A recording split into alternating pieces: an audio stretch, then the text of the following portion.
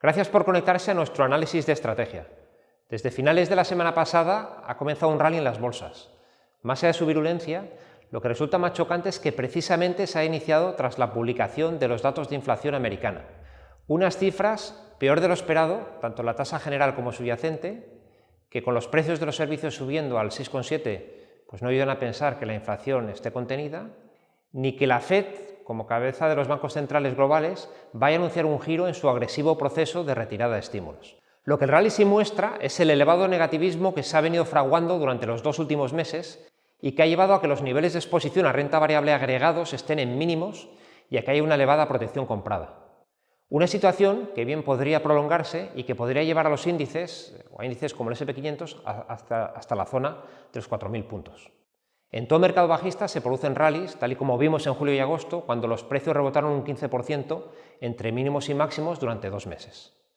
Aunque nos parece que los mercados van a seguir subiendo en el corto plazo, durante los próximos días, posiblemente hasta que nos acerquemos a la próxima reunión de la Fed del 2 de noviembre, consideramos que estamos ante un rebote dentro de un mercado bajista.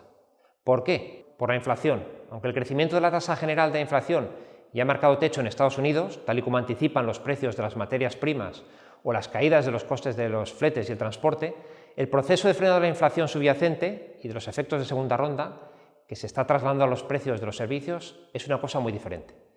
Además, es importante que los bancos centrales consigan anclar las expectativas de inflación, que aunque se han reducido significativamente en los últimos meses, los break-even de inflación a 2 y 5 años todavía están en la zona del 2,6% por encima de los objetivos de los bancos centrales. El segundo punto es la macro, que será necesario que veamos un deterioro sustancial del mercado laboral, una situación que ni mucho menos ha ocurrido todavía porque permanecen los desajustes entre las vacantes y los buscadores de empleo, en un ratio de 1,7 veces.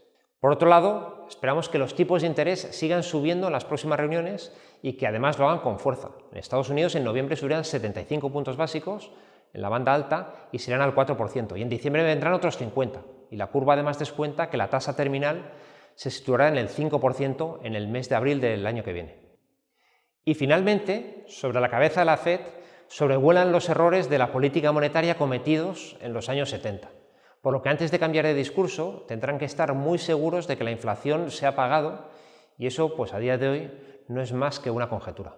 Para esta semana lo más importante serán, por un lado, la publicación de los resultados empresariales, donde día a día tendremos que ir constatando si ese crecimiento trimestral del 3% del beneficio para el S&P 500 y del 10% de las ventas se cumple, y en segundo lugar China, las noticias que vengan del Congreso del Partido Comunista.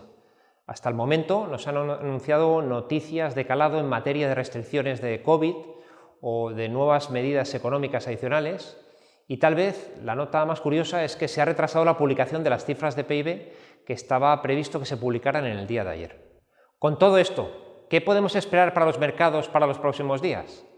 Pues extensión del rebote dentro de los fuertes niveles de sobreventa que todavía están vigentes, pero no obstante, con la vista puesta en el medio plazo, permanecemos cautos. Preferimos tener baja exposición a cíclicos y sobreponderar Estados Unidos frente a Europa a pesar de la diferencia de valoración. Muchas gracias.